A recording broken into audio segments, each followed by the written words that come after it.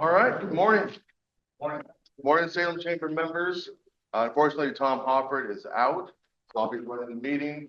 For the record, my name is Jameson Gideon. I'm the Director of Business Advocacy. We have a great panel today to talk about a legislative preview.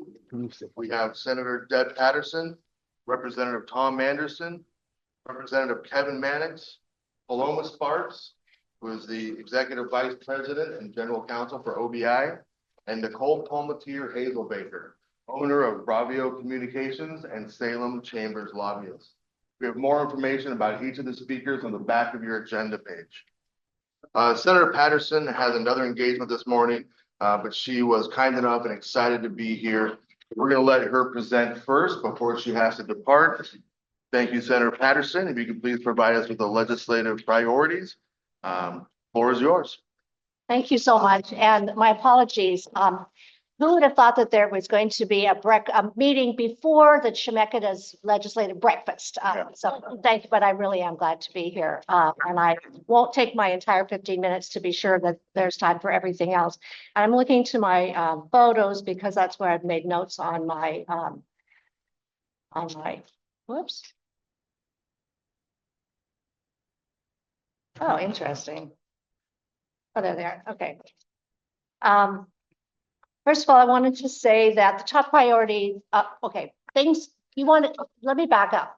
I'm state senator in Senate District 10, which includes Monmouth and Independence, South Salem and West Salem, and part of Four Corners. So a fairly wide area that you serve. This is my third biennium. I'm chair of Senate Healthcare. I continue on Senate Housing. I've been given two new assignments. One is on a new committee, which is Senate Early Learning and Behavioral Health. We know there are far too many people on the streets with mental health issues, people in our justice system with mental health issues, kids with mental health issues. And so combining early learning and behavioral health is a good thing to work on as much prevention as we can. And hello to all the lobbyists that I'm going to see a lot of in the next few weeks, like your brilliant Nicole and Tammy Danny and others. Oh, thank you so much to you all.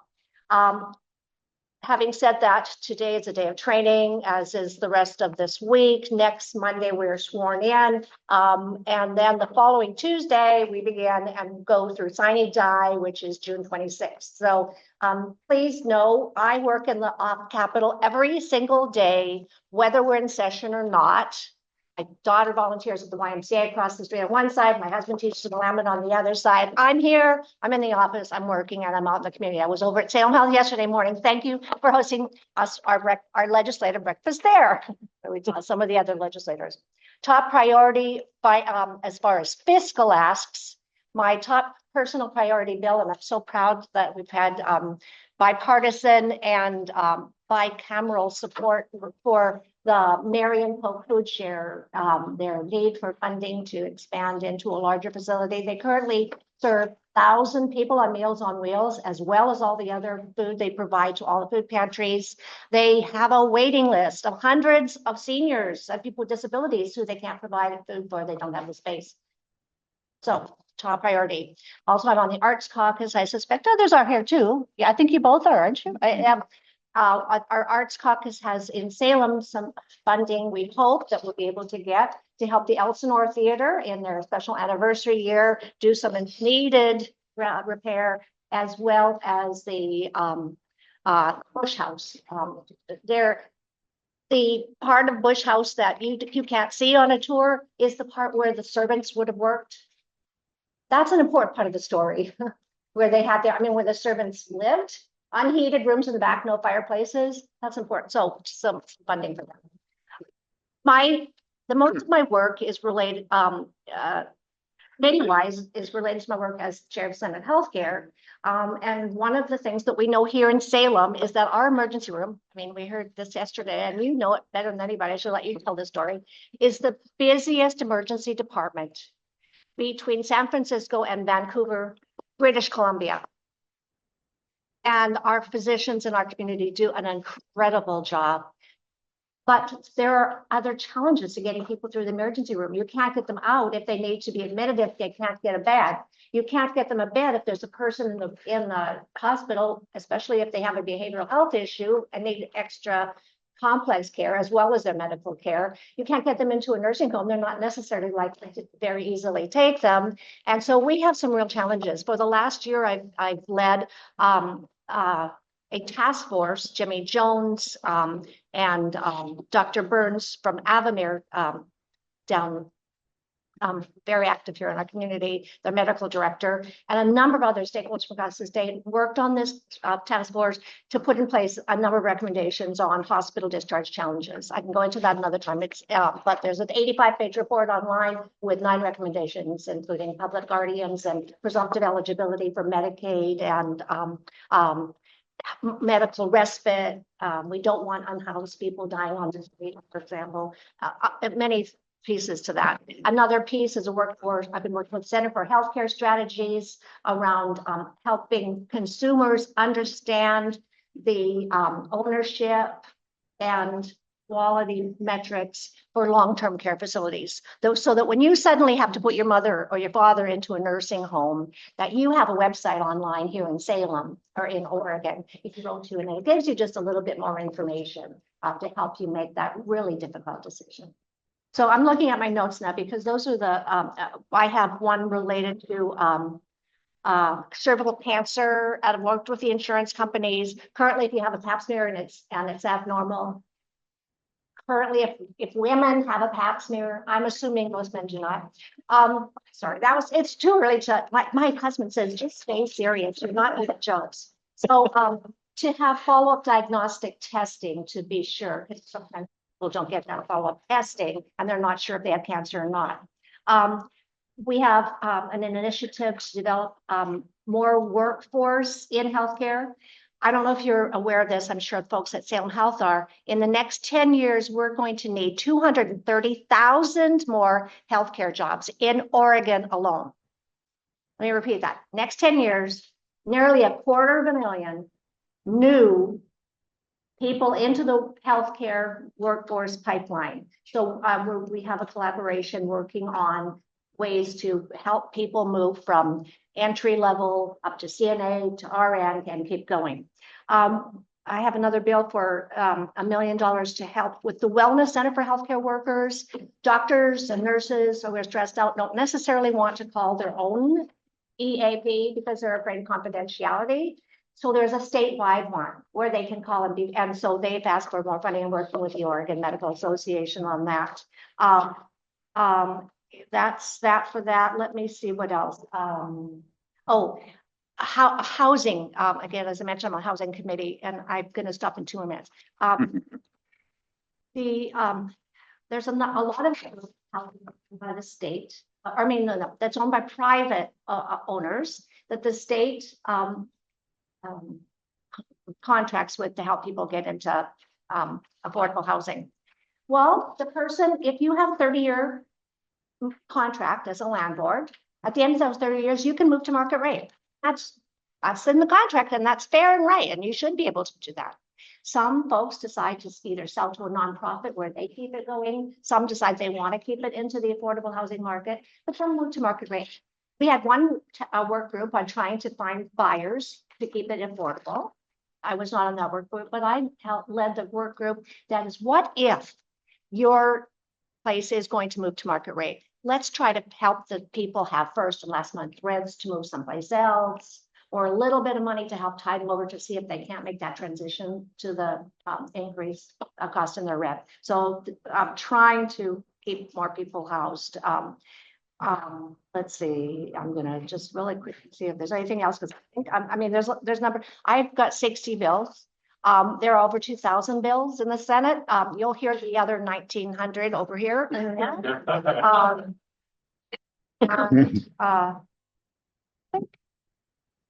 I am going to call that good, although there's one thing I'd like to mention that you've heard maybe on television, that's Tenzi's Law. There are families with very fragile medical children who need 24/7 care. And the state has said you will pay for your caregivers so that you can have someone. But it's not, they won't pay for.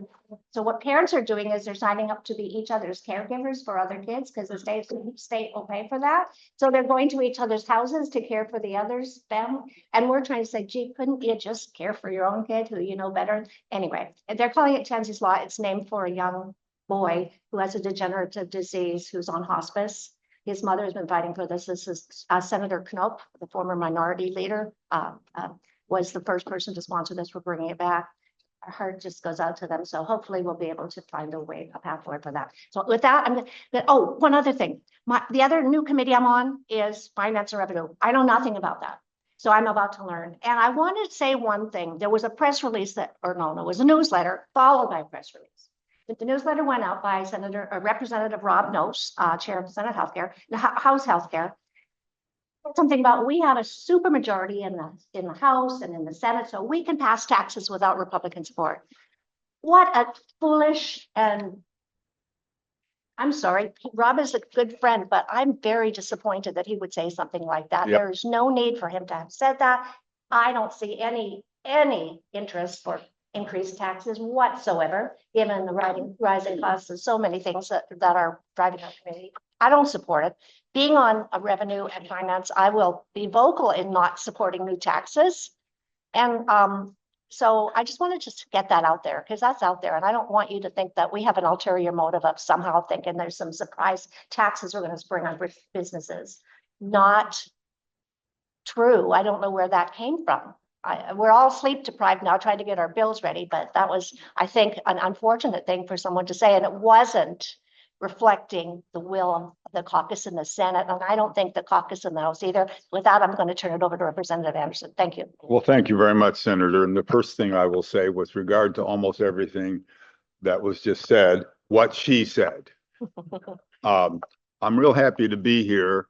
I'm a little jet lagged. I just got back from 3 weeks in the Himalayan mountain kingdom of Bhutan. So I may be even less coherent than I am normally. The first thing I really want to do is thank my colleagues on either side. Both Representative Mannix and Senator Patterson, with all their experience, have been very helpful to this guy who was a rookie legislator last time. Deb pretty much on policy issues, Kevin on procedural issues. How do I get through this? How do I do this? So I really appreciate working with them. And now, unlike technological persons, I'm a Luddite. So I wrote my stuff down on the back of my business card that I'm going to talk about. And my apologies, I need to run. Yeah, and thank you for reminding me. Newsflash, Senator Patterson walks out on Representative. That's right, that's right. She should have waited till Kevin started talking, then we. That's the way the media plays. Yeah. And I have to say that I will too. Actually, I have 2 meetings scheduled this morning, and I sent my chief to another one, and I'm going to try to get back there. Hey, TJ. I'm going to try to get back there as well. I am on 3 committees. One is new, 2 are the old. I am returning to judiciary. It makes some sense because I was a lawyer. I practiced law for 48 years, trial practice, and after 48 years of practicing, I still don't have it down, so I retired last month. So I'm on judiciary. I'm also returning on climate, energy, and environment, which I was very active on my 8 years on the city council with climate change and other issues that related to that. Then I am on a new committee for me, which is housing and homelessness. And I asked for that committee because, again, on the city council for 8 years, I did a whole lot of work on affordable housing, on homelessness, and taking care of the less fortunate people in our society. So I'm happy to be on that committee, and I'm vice chair of that committee along with the chair is Representative Marsh. The issues that I want to talk about are threefold, and fourfold. The first one was the Marion Polk Food Share. I've been to that with Senator Patterson. I've seen the good work they do, and I know that I'm hoping that this will be an easy ask. I think it's like $6 million to expand their facilities, which they really need. And speaking of $6 million, I'm reminded of the late great Senator Everett Dirksen from my home state of Illinois, who one time was in a committee discussion, and he said, "What?" He was from Southern Illinois, and he talked like he had marbles in his mouth. And he said, "Well, you put $1 million here, $1 million there, $1 million over there, and pretty soon you're talking about real money." So I'm talking about some real money on something that I introduced last year and passed through both houses and was vetoed by the governor, and that is a feasibility study for a Salem streetcar here. And those of you in the chamber were kind enough to listen to me about that, and we're in on the planning of that bill. And it passed both houses, but Governor vetoed it. So we may come back again. And I was just discussing that with Alan Pollock of Chariot. So, and that cost was $250,000 for a feasibility study. And that's not even real money. We can find that in the legislative couches. So that's one I'm bringing back. I'm also bringing back two other bills that got hearings last time, but did not make it through the committee. Did not make it out of the committee. And in those bills, both my friends and colleagues, Senator Patterson and my friend and colleague, Representative Mannix, were chief sponsors with me on the bill. The first one is the civil commitment bill. Right now, our Fair City is very much affected by people on the streets, and they're more so than other cities because we have the state prison and we have the state hospital. And many times people get released from those two institutions. Many times they have some sort of mental illness. They don't have family. They don't have friends. They're released on State Street. And so we're trying to make it easier to civilly commit somebody. Right now, the standard is if I'm looking at Kevin right now, and he's in front of me as a judge, the only issue is right now, is he able to do the activities of daily living? Is he a danger to himself? Is he a danger to others? And that's too narrow because it's just a snapshot, not the whole picture, a whole video of what somebody is. So after a lot of consultation with the hospital and other people, the law as I proposed it would say if when you're in front of the judge or with reasonable medical probability in the next 15 days are likely to have these problems. And in psychology and psychiatry, past behavior is indicative of what future behavior is. So somebody had a mental breakdown 10 days ago, the odds are might have it in the next 15 days. So I'll be bringing that bill. And we don't want it to be an unfunded mandate to say you've got to provide residential treatment for these folks or some kind of treatment, residential or outpatient. So Representative Nose, who was discussed by Senator Patterson, he has a bill to provide 48 in-care treatment facilities for people who are civilly committed. So that's one. The other one, the last one is got a horrible name, payment in lieu of taxation. And what we would like to call it, I think we're calling it Salem's Capital Service District, a good PR there. Here's what the situation is. The state of Oregon, within the city limits of Salem, owns $1.8 billion, that's with a B, dollars of real estate. They pay zero in real estate taxes. But the city of Salem provides a whole lot of services. It's not just the state capitol grounds, but it's the prisons, the forestry. Every state office that is located within the city is on land that is not paying taxes. And using back of the envelope figures, that $1.8 billion would result, even after compression, with $7.26 million coming into Salem's coffers. And right now, that's zero. So we did a lot of work last session trying to figure out two things. How do you value the state property like somebody said, well, how do you put value on a fish hatchery? And then what's the rate that should be applied? And I had a bunch of meetings, I don't know, maybe a half dozen with assessors from all over the state, with county assessors, but also with real estate people and people who are in this industry. And it was very hard to come up with a solution. So I said, let's just apply the Occam's razor solution. Occam's razor says that in a series of a bunch of complex choices, the easiest answer is usually the right answer. So the formula is we're taking the actual acreage of state land in the city versus the actual acreage of land in the city limits. Dividing that, you come up with the ratio, and it's about 7%. 7% of the property in the city of Salem is owned by the state, and the city provides fire, police, emergency, first responder services. We're not now talking about infrastructure and any of that stuff, but the city provides those sort of services to the city. So what we came up with, let's look and see how much does the city of Salem pay every year for fire, for police, for emergency services, and let's take 7% of that. And even though and those of you who own insurance agencies know you pay insurance even though you may not ever be able to use it. So that ratio would get close to around $6 million per year of state payments to the city, and that comes pretty close to the $7.2 million a year. So I'm trying to get funds, for the city to be able to continue to operate. We'll come back with that again, and I think that's it. One other thing, well, actually two things.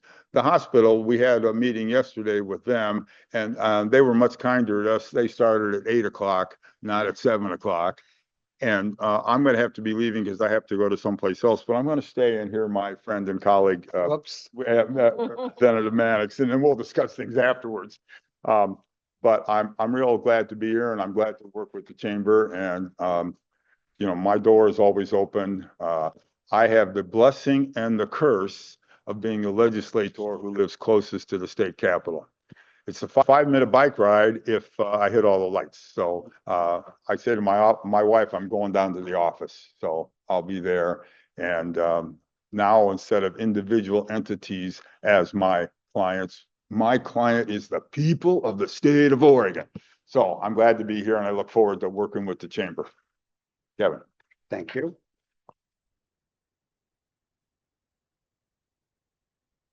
So, good morning. I'd like to reflect for a moment. Today, we're having a national day of mourning in the passing of President James Earl Carter, 39th President of the United States. I've put a flag up in front of my house.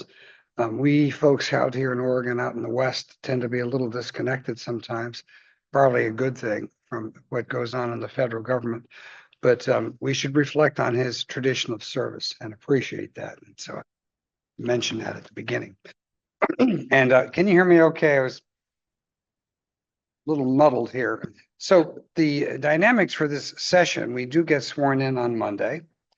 I have been serving on Ways and Means and Transportation and Higher Education and Conduct. And the transition here is that I've given up my post on Ways and Means, which is the Money Committee, so that I can serve, guess what, on Judiciary, is on it, and on the Housing and Homelessness Committee, in addition to Transportation, the I-5 Bridge Committee, which is a joint committee. Kevin and I, we're going to shake things up on Judiciary and Housing and Homelessness. So housing and public safety and transportation are three main areas that I will be engaged in. And interestingly enough, there are going to be major pieces of legislation about housing and transportation. And public safety is always out there. And we still have the Joint Committee on Addiction and Community Safety, which I served on. I think it's now going to be a quieter committee, more of a sounding board committee rather than an action committee. I think the action on public safety will really be in judiciary, but there needs to be action as to mental health and addiction. And I hope Representative Noce will continue to pay attention to that. We have a continuum of challenges here in Oregon that we need to address. On any given issue, I can see how they get connected in other areas. If we talk about homelessness, one challenge is mental health. How are we addressing those folks out there in the community who really need, in many cases, to be surrounded with care and support? In some cases, they can stay in the community, but other times when they need to be committed, we've made it virtually impossible for them to be civilly committed. And there's another thing that comes out of that. Right now, I'd almost say, so what? Because there's no facility for folks to be civilly committed to. There's 515 beds at the state hospital at any given time. 510 of them are taken up by people who are charged with crimes, who say they're not able to assist in their own defense. They have to be evaluated. They have to be treated. If you want to do a civil commitment, where's the space? So we're going to have to address that issue. Yes, we need to change the standard. Parents of a loving teenager who is mentally ill need to be able to get that person committed. Well, we need to change that standard, but then we need to make sure we have the facilities. Where is a connection there? We have the Dome building at the state hospital, which could house 500 people who would not be, I'll say, the dangerous mentally ill, but it is empty. It's been empty for years since the Department of Corrections left. Why? Because the state has this new earthquake standard, and I'm being sarcastic, where everything we do now has to be in a building which will stand up, we hope, to the big one. That's why we're spending $500 million to earthquake resist the Capitol. Maybe we'll be finished. Some would say 700, depends on how you calculate it.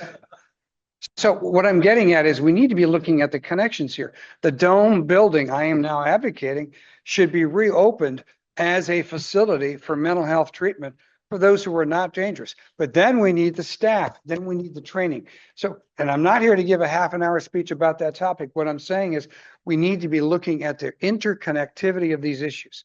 Housing, availability of land, making sure state lands are now provided for housing projects because we have state land that could be provided. But then we have to take a look at where would the housing be provided elsewhere because state land's not enough. Well, we need to rethink, dare I say this, our land use policies and the urban growth boundaries. Governor Kate Brown was required under federal law to designate opportunity zones throughout the state. And she did so to make sure we kept getting federal grant dollars. A lot of those opportunity zones are outside urban growth boundaries. And let's set aside agricultural land. We don't want to touch farmland. But there's a lot of opportunity zone land that's outside urban growth boundaries that could be turned into, I call it, workforce housing with some related commercial development and industrial development, new development where we can provide the necessary housing. Now, when I say that, it's a dangerous thing to mention because it requires some vision. However, the vision can be applied because the governor will be pushing hard for housing legislation where the state's going to be spending a lot of money on housing. As part of that, can we rethink the availability of land and areas that we might designate as available for what I'll call, again, workforce housing? My real estate friends have reminded me affordable housing is kind of a fuzzy figure. We need first-time homeowner housing. We need housing for workers. We need housing for folks who have challenges financially in other ways. It's a big picture issue. And we're one of the worst states in the nation in terms of providing housing. So on that committee, I'll be talking to the leadership. What do we do about it? That swings us over to the mental health issues. It swings us over to the host of issues that confront us. Now, our job will be every day be listening to people about specific issues and bills, but how do we sew this all together? Talk about transportation. One of the things we could be doing about workforce housing is to get back to a commuter rail line between Salem and Wilsonville, connecting up to Beaverton and Portland, and having pods of communities along that commuter rail line. The rail line is there. We need to work with the private sector folks, the Portland and Western, who own the line, about how we might move commuter passengers along that line, but all of a sudden have pods of housing in those communities so people can live there and work there if they wish, or commute by rail to other places. I'm mentioning these as ideas because as we were talking this morning, there's a host of things that come up.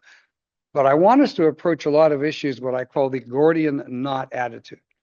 Alexander was famous in Greek mythology for having come to this village where there was this famous Gordian knot, and all kinds of people had tried over the years to untie it, and nobody could. And Alexander went in there with a sword and slashed the Gordian knot. He cut the Gordian knot, said, see, that's how you undo the Gordian knot. We need to almost have that attitude about some of our 60-year-old policies that might have been good in the 60s and 70s, but need to be revisited for modern Oregon. How do we provide workforce housing? How do we provide housing for retired folks? How do we help them with their tax burden? Getting back to the city of Salem, I want to make a deal with the city. Hey, we'll talk about services that the state ought to pay for, but they ought to be dedicated to things that the city really needs, not a diversity, equity, and inclusion office, which is funded by deleting 5 police officer positions. Now, that is a local policy issue, not my business, but if I'm going to be engaged in trying to get the city to effectively use its money, I want them to use the money where the rubber hits the road, out there with police officers on the beat, people who are working in fire and emergency. And the reason I'm extrapolating from all of these things is I think there's an opportunity this session for us to make some major moves. The governor's committed on housing, but that relates to all these other issues, and they are connected. So every given day, Representative Anderson and I will be sitting in that housing committee and the judiciary committee, wondering what we can do to make things better. A few things we can make better by stopping the stupid things that were done a few years ago before we were there. Catch and release. Police arrest someone, take them to the county jail. They're quickly released for most crimes without yet having been brought in front of a circuit court judge for the tradition of arraignment. What are the charges? What is the evidence? Does this person have a record? What about the safety of the victim? What about the safety of the community? Oh no, there are 150 felonies on the catch and release list based on rules put out by the judiciary, which they were told to do by the 2021 session of the legislature as bail reform. So these folks have to be released on their own recognizance. The judge, in most cases, can't say, you're a bad person and you've done bad things. And those are prior convictions. And these charges look pretty serious. I want you to stay in jail till trial. Oh, no. So the presumption now is a lot of people get released who shouldn't be. Now, I mentioned that as an example of some of the stuff that was done during the COVID session. They also set things up that were done by us, and I voted against them. Rent controls, controlling the increase of rents, which led to a burst of rent increases by landlords who had, I've got to anticipate the future now. I won't be able to raise rents except under certain circumstances, so I'll raise them now. Talk to the real estate community. We had a burst of higher rent. Eviction capability. If we talk about crime, you have an apartment building and you have a mom and kids, and they're in an apartment next to a drug dealer. How hard is it to evict that person? We've made it very hard. I'm just throwing out these examples of things. Some things we can fix this session. Other things we're going to have to get on the road to improvement. And I'll switch over to transportation. We need to be maintaining our roads. We need to be expanding our road system. On the I-5 bridge, in partnership with the state of Washington, we're actually moving now towards a real project that would really be funded, that will have some bells and whistles that I may or may not have agreed to, but which were part of the deal to get the federal government on board and to get the state of Washington on board. So we will be building an I-5 bridge, which not only provides additional traffic capability, but is accessible to pedestrians and bicyclists, which will have a mass transit lane for buses, and which will have a rapid rail transit connection, light rail transit, because Vancouver agreed to have a station on their end. Vancouver doesn't like light rail, doesn't want it to go any further, but their transit system will connect with it. And I mention that legislation in particular because it involves wheeling and dealing and compromises. I went to Washington after I was appointed to this joint committee, and I met individually with each of the Republican and Democrat senators and representatives who serve on that committee. And they were delighted to have someone, human being, come visit with them because they'd been meeting, guess what, by Zoom, the online meetings, and they really hadn't had these personal conversations. And then I found out there's certain folks from Washington who really want certain things in that bridge deal. Some of them don't like certain things, but we put together a package which I think will be a successful and expensive transportation boon. So that's an example of how I think we need to be working. I have a whole bunch of other things I'd love to talk about, but I think the key is we need to be addressing housing and we have a chance to be visionary about the availability of housing. On transportation, we're going to need to address how do we pay for it. I'm told I'm being naughty as a Republican to ever mention that, but the fact is that the gasoline tax is not going to pay for our road maintenance and improvements because less people are using gas cars. We have electric cars that aren't paying taxes and except a voluntary program for which some people signed up for. And we have cars with much better gas mileage, so they're not buying as much gas. Well, we need to think about all this stuff. So wrapping up, I have got my office at the Capitol. I'm still in practice. I've got 4 other lawyers who work for me so we can keep the law firm going when I'm at the Capitol. I do have at 660 Capitol Street a center that we call the Common Sense Center. And from time to time, we use that for meetings, not paid for with taxpayer money. Emphasize that it's not a government building, but I welcome the chance to visit with folks and to talk about solutions. And yes, I've talked a lot this morning, trying to talk about concepts where I think we can grasp solutions that will work for this community, but for the state. By the time the session is over, I hope we can look back and say we've fixed some problems. Some of them can be fixed immediately. And we've gotten on the path to improving our mental health situation, our housing situation. And there's a lot to be done. And I'm hoping the Republicans that I work with understand we're there to be part of a team. I appreciated Senator Patterson's remarks about it's not just a D versus R vote. We need to have community collegial voting to get solutions. And I think I kept within my time. Thank you very much, Representative. Jason. I got to leave, but I will tell you that I look forward to working with Kevin because we have the same goals. Our methods may be a little different, but we're going to be on 2 important committees together. So thank you very much, and I'd love to talk to anybody anytime. Thanks. Bye. Round of applause for.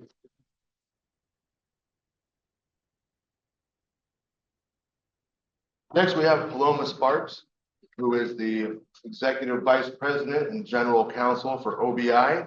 She's going to be giving us a business and agency reform agenda preview. Thank you for being here today. Yeah. Good morning. We're going to see if I can figure out how to make this work. 7 in the morning. Yeah. As we've been developing our agenda for the 2025 session, we've come and talked to you all a few times. So Oregon Business and Industry, OBI, as it's generally known, is the statewide, essentially, Chamber of Commerce. We generally do a lot in the legislature in terms of defending businesses. In recent years, we've been trying to bring forward really proactive legislation. So we have something that we can be for, not just many things to be against. So in 2023, we brought forward a proactive agenda. We made some progress, I think, moving things forward. But in the last year, we've really focused on research, what exactly is the state of Oregon's economy, Oregon's competitiveness. We've also done a pretty deep dive on the regulatory environment. So every year, OBI does a manufacturing tour. And when we talk to manufacturers, big, small, their top issue is generally regulatory burdens.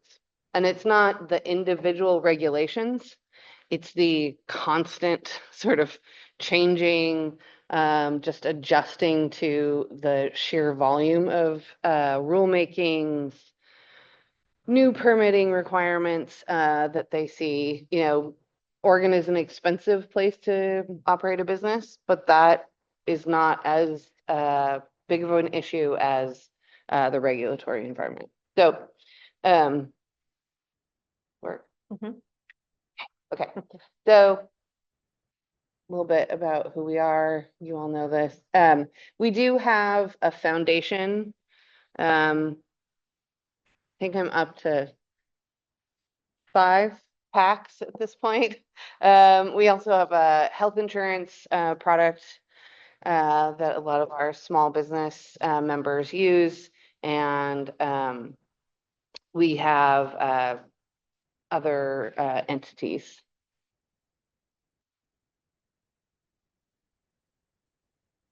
Should I hit this? There we go. Okay. So this is obvious to all of you that a strong economy requires a successful private sector. This is not as obvious to many legislators. The key point of our agenda this session is to have a really robust conversation about where Oregon stands in terms of being competitive with other states, but also the basic premise of, if you want money coming into the state general fund and for our citizens to be able to have, you know, good housing, good healthy communities, safe communities, all of that is tied in to also having a healthy private sector. Okay. So we are well behind the ball in where we should be.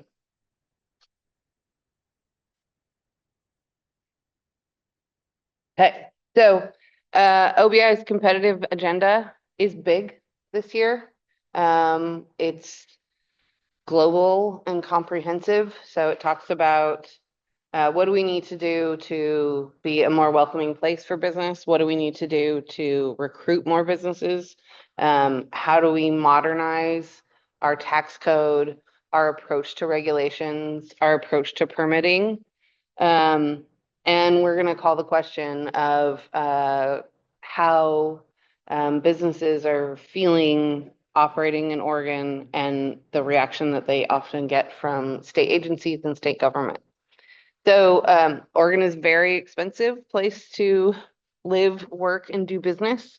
That means that we also care a lot about the housing costs, because that is a barrier for recruiting workers and having successful growing businesses. Policymakers are creating barriers to success. That's just the truth.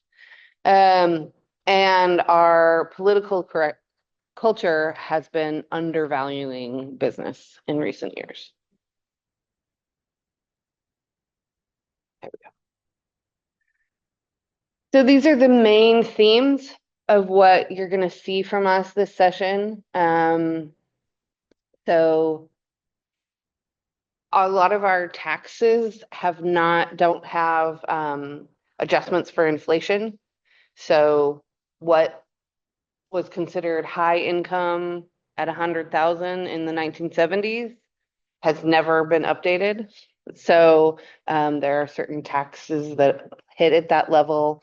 The state tax hits at $1 million, which is worse than any other state in the country.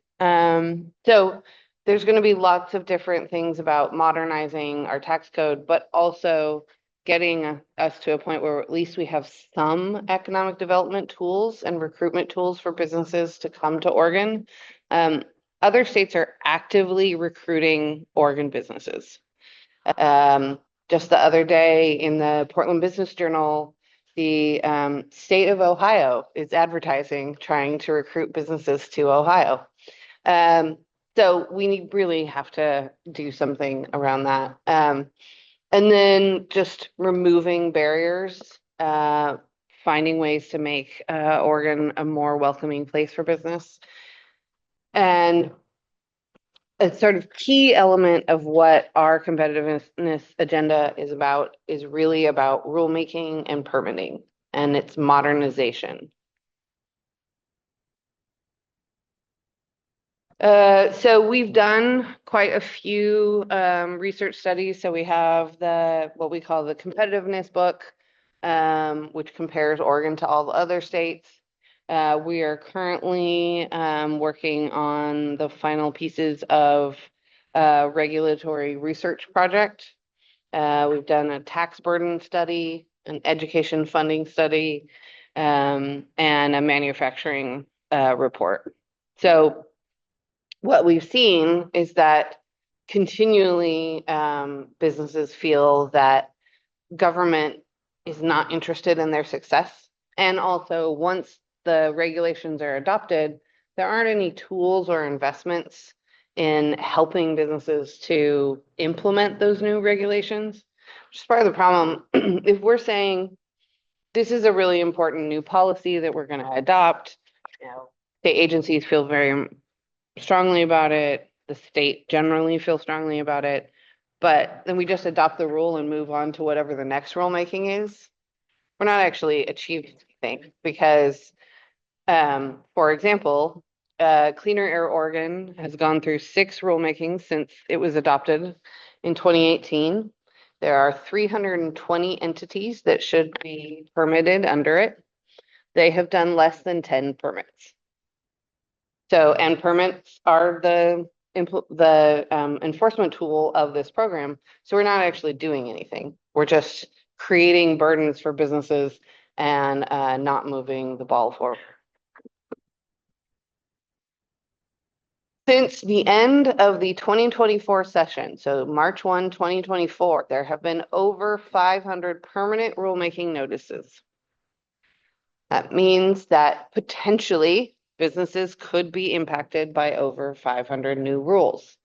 The only way to figure out what that is to go and do a month-by-month count. And I've done it. But you can't see the full picture. Our rulemaking websites or resources that are out there are not something that the general public could easily navigate. The Secretary of State has the comprehensive list of all the rulemakings, but it's very hard to navigate and it is not intuitive. It is not something, if you want to find it and you're on the Secretary of State's website, first you have to go to state archives, because of course that's what rulemaking is. If you're an expert in an individual state agency, you can find the information that you need for that individual state agency. But to be able to actually see the full picture is really hard. So Oregon is currently ranked 46th in terms of our regulatory environment. We're 49th in state tax competitiveness or corporate tax competitiveness. Portland has the highest income tax rate in the country. And we are list 46th in the ranking of best states to start a business. You all know this. We have a problem.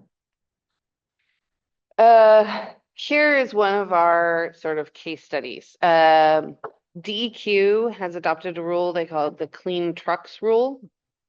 And it says that dealers can't sell diesel trucks until they first sell EV trucks, a certain number of EV trucks. Problem is, one, there is one truck charging station in the entire state of Oregon. 2, EV trucks can only carry 75% of what a regular semi truck can carry. And there aren't that many people who are manufacturing and selling EV trucks. What this means is that if you need to buy new trucks, your only choice is to hold on to your dirtier, older diesel trucks because you can't buy a new, cleaner diesel truck. You can't buy EV trucks because it doesn't get the job done. And it is just won't work for a business. So we have had constant conversations with DEQ, with the governor's office. Hey, this isn't going to work right now. It's literally impossible. And at the end of the day, what we're going to achieve is more dirty trucks on the road instead of more clean trucks on the road. Every other state that has done this has invested heavily in infrastructure, so they have more charging stations, but also in incentives and funding for businesses to make this transition. Oregon has not done that.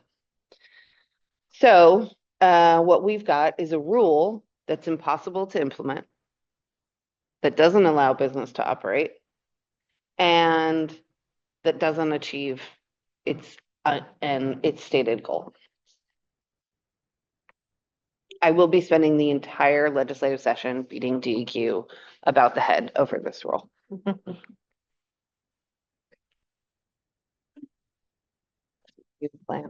Okay.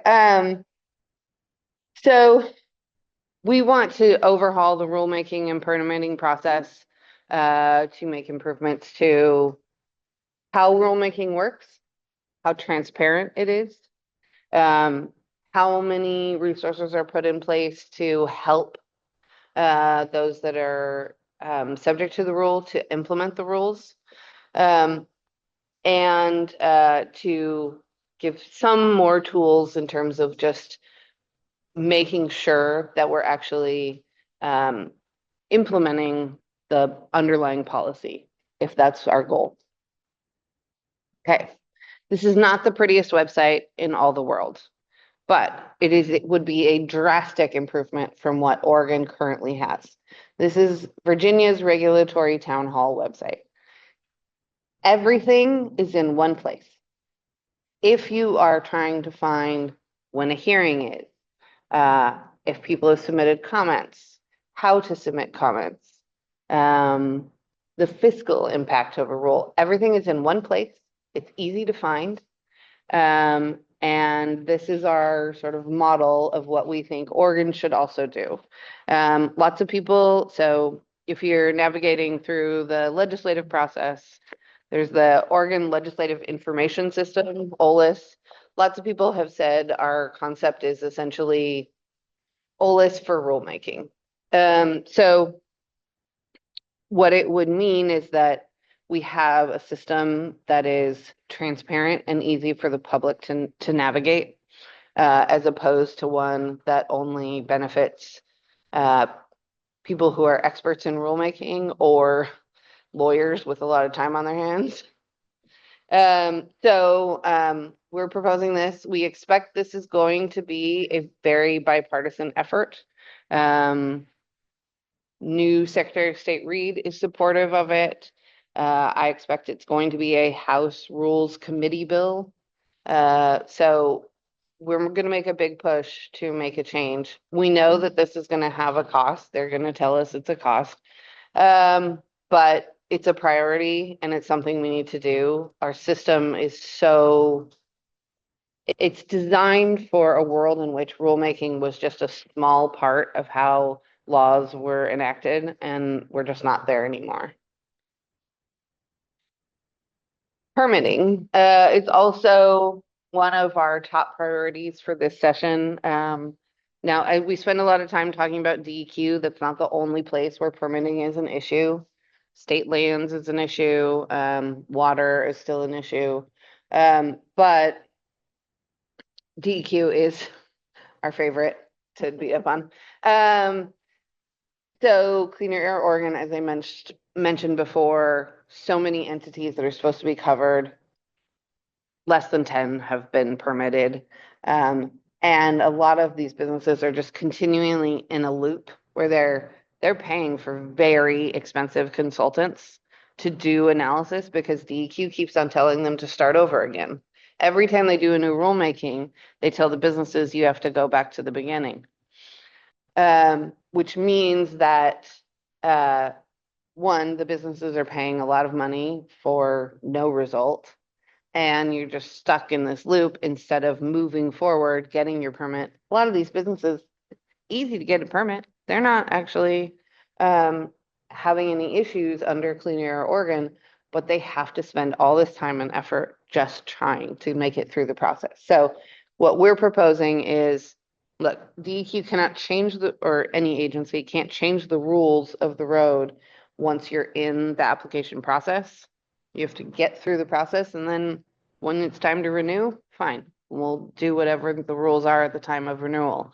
But you know, we have members that have been waiting 7 years, 10 years. I have one that's been waiting for 20 years for a permit. This is not how we should be doing business. Also, business was willing last session to increase the fees that they have to pay on air permitting, so that DEQ could hire more people to deal with the permitting backlog. The agency recently was interviewed by the Bend Bulletin, and they said, well, yeah, no, we're never going to be able to hire those people.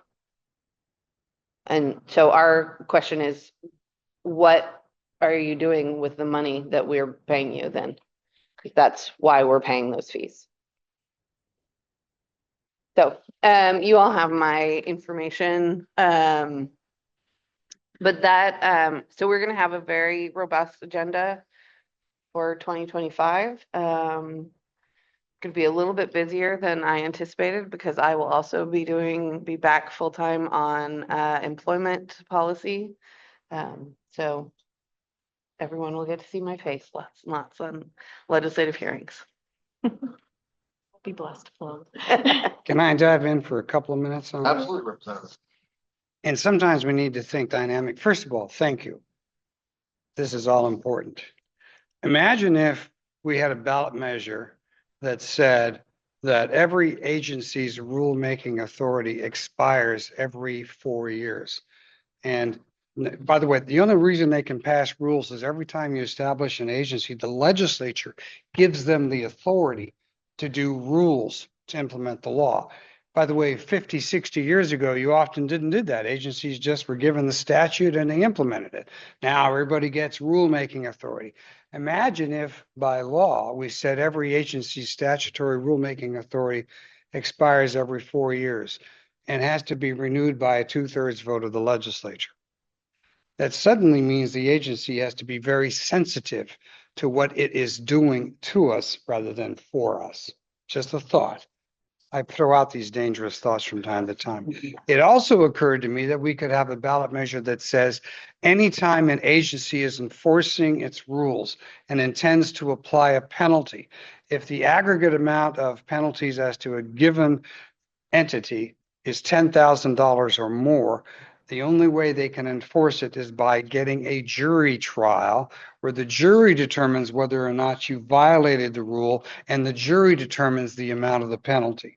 So all of a sudden we get juries back in because traditionally juries were the way civilly and criminally we enforced our laws. But now we've given these agencies all kind of enforcement power. Early on, 50 years ago, I might have said, yeah, but it's more efficient to have agency hearings.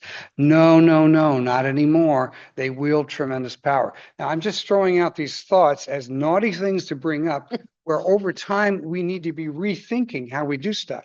And the sunset concept for rules, all right, maybe you can't say a 2/3 vote is required to reestablish their rulemaking power. Right now, I served in my previous legislative career on the legislative agency committee where we would look at the rules of the agencies. And under a Supreme Court decision, it was determined that we, as a committee of the legislature, could not say these rules were bad. We got to hear about them, we got to comment about them, but unless we passed a new bill, whatever the agency did went into effect. And so we left the legislature almost incapable of fixing stuff. Imagine if we went back and said, guess what? You're reporting to our committee. And if we don't like what you're doing, when you come back to get rules reauthorized, you may not get it, or you have to change what you do. I do want us to be thinking in the background about this, because then that puts pressure on our other friends in the legislature. Maybe you better do something this session to fix this torturous process. One last thought and then I'll stop. Maybe we should say anytime you've applied for a permit, unless the agency can provide documented reasons why it should not be issued within 60 days, that the permit is automatically issued. You get the permit because you applied for it, you filled out the paperwork, and unless they can document that you violated the statute, not their rules. So I want us to be thinking dynamically, and I'm not in the majority. I have to convince a majority of legislators to do things, but I want us to throw these issues out there. Besides what I talked about before, so people are understanding, we can change things. And my wrap up is, I am the author of Measure 11. And in 1994, we passed a law that established mandatory minimum prison sentences for violent crime. It's still in effect today for adults. So if you murder someone, you will, if convicted, get 25 years. If you rape someone, if convicted, you will get 100 months. They were mandatory minimums. We never reformed the rest of the sentencing structure. So they're really the sentences that are imposed. Why do I mention that? Because in the 91 session and the 93 session, I tried to get us to add a minute to the sentencing guidelines, and I couldn't do it. So we went to the voters. 66% of them said do it. And what is this now? That's 6 and 25, 31 years ago, still in effect. So someone committing a violent crime can be held accountable. All right. What I want you to have is a sense of hope that things can happen.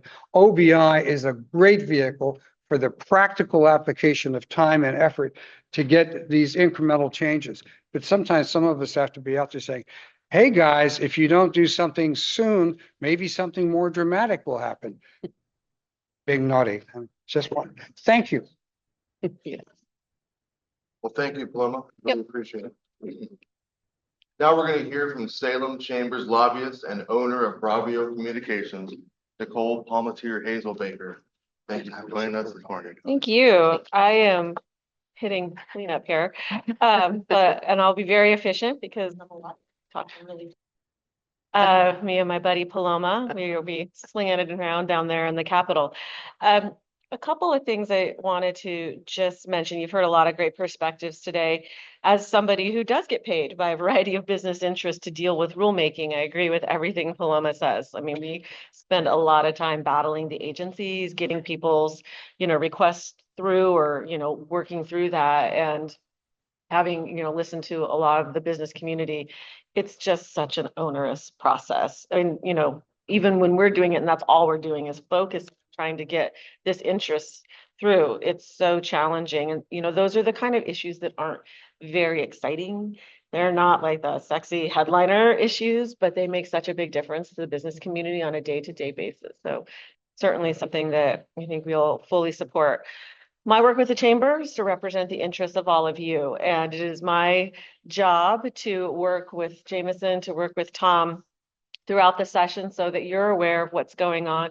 The chamber can determine where they may want to lean in. You heard a number of things today that will be coming forward that certainly will have impacts to the city, will have impacts to the business community. We will, just for the nuts and bolts of it, we issue reports once a week to Tom and to Jameson that are the bills that we're tracking. I guess the bills are coming out tomorrow. I think so. I think they are. But those will start coming out. We issue calendars to them that shows what's coming up for hearing. We're following the issues that are of highest importance and reporting back on that. And then my job is to also work with the chamber to identify opportunities where we should be leaning in. Where do we need to hear from you? Where can you have that opportunity to? I think it's also important for you to lean back as you hear things or have questions about them. I want to hear from you. I think Jameson and Tom want to hear from you. We want to know what that is so we can do our work and find out what's going on with that. What are you hearing? What's happening? Can you tell me if this is a real thing or not? I think the biggest thing when the first dump of bills come, outside of the fact that I'm literally cross-eyed by the time we're done reading through all of them, is really we're trying to decipher what really is going to happen and what really isn't. There's a lot of things that are going to be filed that are never going to see the light of day. But there are the things that we had no idea, and all at once it's off and running before we even know it. So, you know, that's my job, is to be working through that process and understanding that, hearing from the chamber where it is we want to, certainly, again, those things that are particular to Salem, particular the business community, to developing the economic growth and health of the business community here, are going to be of the highest importance, I think, to us. So I'll be working with the chamber as we narrow that list down and where it is that we want to lean in. Certainly, again, if you see something or hear something you think we should be paying attention to or want to know more about, we want to hear that. We want to know about that so that we can bring that information, find out more about it, talk to you about it, and help you stay up to date on that. Opportunities to participate, either written or verbally, through testimony, coming into the Capitol, meeting with legislators. Those are all things that we're going to be watching for throughout the session too. We spent a lot of time in this interim in the transportation conversation. Thank you very much, Representative Mannix, for bringing Salem up in front of the dais. Might have been like your first day, I think, to be able to have Salem heard in this transportation conversation as the second largest city in the state. I personally feel that Salem sometimes is overlooked in conversations around investment and funding. I think it's easy to see Salem as that's where the capital is versus an actual community, a city, a business center.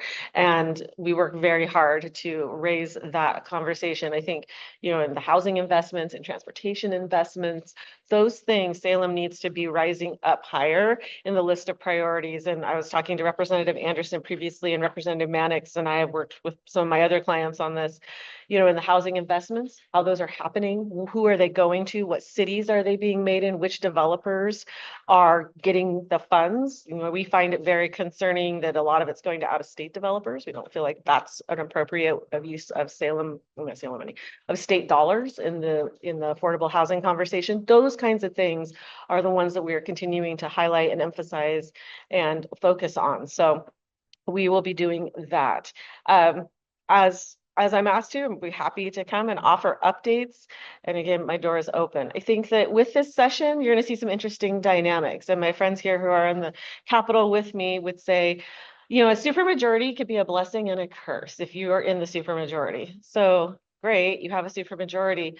There's a lot of people who are expecting you to do a lot of things now. So in this case, the Democrats have a supermajority. There are a lot of very progressive taxing groups who expect there to be a lot of bills being ran this session around taxes or the kicker or things like that. And similarly to what Senator Patterson said, and I've heard this from co-chairs and other people in Democratic leadership saying, the kicker's off the table. We're not doing that. We're not doing a lot of things. The last time the Democrats had a supermajority on both sides, they lost it in the next election. That was when we had the 50-50 split, which I personally will say was one of the best sessions we've ever had. Ruth was right in the middle, but it was a fun session. It was a lot of work, but it really showed what you could do if you really had to do it. And it was quite remarkable. But they're very aware of that. The governor will start campaigning hot and heavy right after this session is over. She's very aware that in Oregon, new taxes are not very popular, and it's not something that you can campaign on very well. The transportation package, there is not funding to fund what they want to do. And in this package, I think, is what I'm hearing, and representative can correct me, there is a lot of things on that punch list that haven't been done, things that were funded in the last package 5 years ago that haven't hit the ground yet, haven't been funded. There are a lot of potholes to fix. There's a lot of pieces of the highway to fix. Again, not as exciting as new investments, big new projects, but some of the things that have to be done. I think it makes whatever they do in this package challenging. I think it's a little bit of a harder sell. You're not bringing a big investment back to your community, and there'll be some push pull, but there will have to be, if they want to pass something, they're going to have to propose some sort of revenue. So I think that the votes that they choose to take on revenue will be very, very specific because they don't want to take too many of them. We'll see what happens with that. Again, my job is to represent all of you, and I take that responsibility very seriously. I'm very proud to do so. And so I hope that, you all know how to find me. If not, you know where Cascade Tire Pros is, and Ryan usually knows where I am. Then you can find me any which way. I'm happy to hear from all of you, happy to share information that I have. And after tomorrow, we'll have more information to share. Thank you. Can I follow up on that? I'm watching the time, so we're not out of time. Yeah, I'm deferring if you may. In my comments, I didn't want to cause anyone to think that all we can do is talk globally in terms of vision. We also need to talk about the practical stuff. Last year, we passed a major reform to the death tax. Now, I'd like to get rid of the death tax, but what did we do? We said if you have a family-owned farm or ranch or woodland or fishing business, you have a $15 million exemption from the death tax if you pass it on to the family and it stays in the family for 5 years after your death. A major change in the death tax. Now, we got some Democrat votes for that by saying, who are the best stewards of the environment? The families who are out there in the natural resources arena. Well, the next step is as we pass that, I had Democrats from Portland saying, well, you know, the regular $1 billion exemption doesn't do you a lot of good these days with housing costs way up there. So now, this time, we're going to talk about a 7 and 7, a $7 million general exemption from the estate tax and change the rate, which is 10 to 16% to 7%. Now, I'd like to get rid of the tax, but talking to some of the Democrats, it may not be 7, it might be 3 and 3, but whatever we can get. So believe me, we should work this process for the incremental changes that we can achieve. But I also don't want to lose sight of the naughty stuff I talk about or whatever. Sometimes we have to be willing to move in other directions. But right now we have 6 months to get something done to undo some of the bad things that are confronting us, especially in the regulatory process. Thanks for letting me comment. Oh, absolutely. Now, also in all of your packets, we have the local legislators highlighted. So you can see which legislator from the Salem area serve on. And I think that we're really unique as we work with Nicole, that there could be opportunity for business to come down to the Capitol and testify on issues. It's very persuasive to have people come in person. We can always coordinate written testimony. But I think given the fact that the Capitol is here, that we have a great opportunity to showcase our business stories in a committee setting for public hearing. This time, we'd like to open the floor, questions from our members. And so who wants to go first? As businesses, we put inputs in, investments in, we expect outputs. Performance. The state of Oregon has the second highest in the nation budget per capita, so it's not a money problem. And you look at some of the stats on performance that Paloma had. U.S. News World Report would tell you we're 40th in crime, 40th in education. So, you know, there was a comment about, you know, for the amount of taxes. I don't know that I believe that. I guess that this statement could go a lot of ways for questions, but what, like, I really would love to ask Deb or Tom, like, how cognizant is that in the mind of the legislators of the state, the government, and then how do you legislate that? I mean, we should be looking at efficiency and performance. Money for transportation or for housing, it's probably already there in the state budget because we have the most money per capita, one of the highest in the nation. So what can we do about that? You want me to answer first? Sure. First of all, for those who are listening that may not know, supermajority means you need 60% of the House and 60% of the Senate under our Constitution to raise taxes. You can't do it unless you have a 60% vote in each chamber. And one tax we did raise or create last time was the suicide hotline. And that's 40 cents per phone line per month, $4.80 at the end. So we did get the votes to do that. The dynamic is that was for a specific purpose to have teams of people helping. I mention it because even that required a lot of discussion because the Democrats didn't have a supermajority.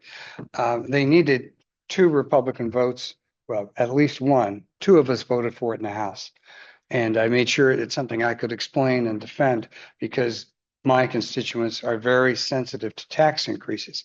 This time around, voters don't really focus on the supermajority. They will focus on what your legislator did, yes or no, on a given issue. And we need to be reminding that folks that there are some I'll call them moderate Democrat districts that might be offended if certain taxes are rammed through on a supermajority vote without Republican support. I think what Senator Patterson is looking for is maybe there's some package on something where Republicans might say, let's do this. But I think your point is well taken. Let's first talk about how we're efficiently using the current dollars that are available to us. Do we need to be doing all of these things? In transportation, how do we help mass transit at the same time that we talk about railroads and ports and roads? I'll stop. It's what I'm saying is this is a chance to have a conversation about how we reset our priorities. So challenge us to do it. Just as a follow-up, because it's something that we have been really interested in, is having the legislature have more of an audit role, and it to be about performance audits, like how are agencies, how the education funding budget, whatever, using state funds, and how are they performing? Because the Secretary of State's office does audits, but they're simply not built for the level that is needed. I'm cautiously optimistic. Representative Bowman from the Tigard area, who is the House Democratic leader, is interested in bringing forward an actual sort of robust, creating a legislative audits function in the legislature. So, and that's a bipartisan effort. There are Republicans that are also part of that. So we're hopeful that maybe we start having that particular conversation. I mean, from our perspective, knowing that the CAT hasn't even moved the needle in terms of education performance is Yet it's very making more money than they ever expected. is just one example of that exact problem. And I think, you saw that in the last presidential election, people saying we want accountability. We don't trust what's happening with the government. So I'm speaking in very broad statements here, so please don't shoot me. I talked to Representative Bowman too, who said the same thing. He said, obviously a Democrat, but he said, there are lessons for us to learn as a caucus too. Eventually people are tired of it. And it's always stunning. So with some of my other clients, we have to run bills. We have a couple of them this session to force an agency in a specific area to show us how are you spending your money before you make us do all these things. But we have to run a bill to do that. You running a business, you do that every day because you want to use your money as efficiently and as well as possible to generate the revenue, take care of your employees and do all the things businesses do. We have to force an agency to do that. And to me, that is just stunningly remarkable. As I was like writing the bill down, I thought, this is ridiculous, but this is what we're going to do. We're going to make them do that this way. Any other questions? A comment, number one, TJ and I are both on the legislative committee for our Independent Insurance Agents Association. So if any of you run into issues with insurance issues, let us know and we can kind of help shepherd something. But my basic comment has to do with lessons learned. And one of the things that we've all been watching, the breaking news from Southern California, there are some real lessons to be learned out there in terms of what can happen if your priorities get screwed up. And we aren't in the same kind of a potential disaster as that, but we're close in some areas. And we would be equally as ill prepared for some of those things as they are because of the priorities that our government has placed on using funds. So maybe that can be a lever to help them understand. So they all talk about bipartisan discussions in these settings, but we don't see much evidence of that when the votes are taken. Can I respond to that? Absolutely. One of the things we need to watch out for is this should be a broad-based issue, wildfires, prevention, intervention, and recovery. And I'm hearing too much about some legislators saying, well, let's talk to the utilities about They're a small part. Let's talk to the insurance companies about their part. No, let's talk to everybody because this is a statewide issue. We had the most acres burned ever in the last year. And look at what's happening in Los Angeles. It's not just rural Oregon. And we already know that exurban communities got destroyed and Sandy and that sort of thing. So we need to broaden that conversation. It's a statewide conversation. And then how do we partner with the federal government to get them to do their job?